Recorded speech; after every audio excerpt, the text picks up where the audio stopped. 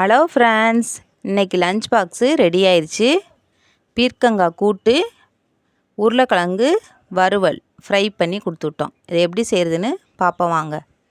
இந்த பீர்க்கங்காயை இப்படி வட்ட வட்டமாக நறுக்கங்க. தோல் அப்படி ரவுண்டாக சீச்சிங்கன்னா ஈஸியாக சீக்க வரும். சுலபமாக எடுத்துடலாம்.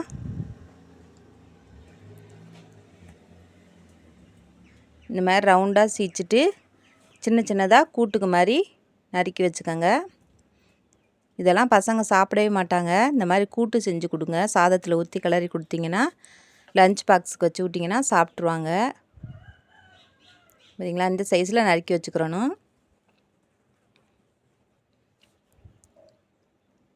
இப்போ பாசிப்பருப்பை நல்லா வறுத்துட்டு குக்கரில் தண்ணி ஊற்றி கொஞ்சம் கொதிக்க விடுங்க.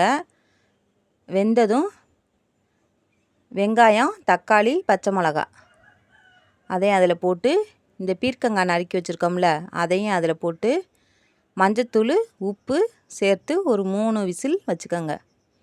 3 விசில் வச்சா நல்லா வெந்துடும். அதுக்கப்புறம் தாளிச்சுக்குவோம். நல்லா வெந்துருச்சு. இப்போ கடாயில் எண்ணெய் ஊற்றி கொஞ்சம் நெய் கொஞ்சம் சேர்த்துக்கோங்க.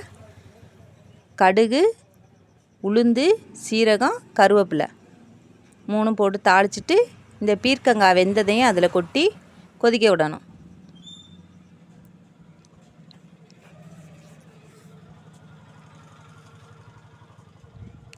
கூட்டு ரெடி ஆயிடுச்சு. சாதம் வடித்து கொஞ்சம் ஆற வச்சு இந்த கூட்டையும் அதில் ஊற்றி கொஞ்சம் நெய், உப்பு போட்டு கிளறினீங்கன்னா கூட்டு சாதம் ரெடி ஆயிரும். நல்லா டேஸ்ட்டாக இருக்கும். பசங்க நல்லா விரும்பி சாப்பிடுவாங்க. இந்த மாதிரி செஞ்சு கொடுங்க. இந்த மாதிரி லஞ்ச் பாக்ஸ் ரெசிபிலாம் பார்க்குறதுக்கு எஸ்ஆர்பி சிஸ்டர்ஸ் சேனலை சப்ஸ்கிரைப் பண்ணுங்கள். அதில் வருது டெய்லி லஞ்ச் பாக்ஸ் ரெசிபி.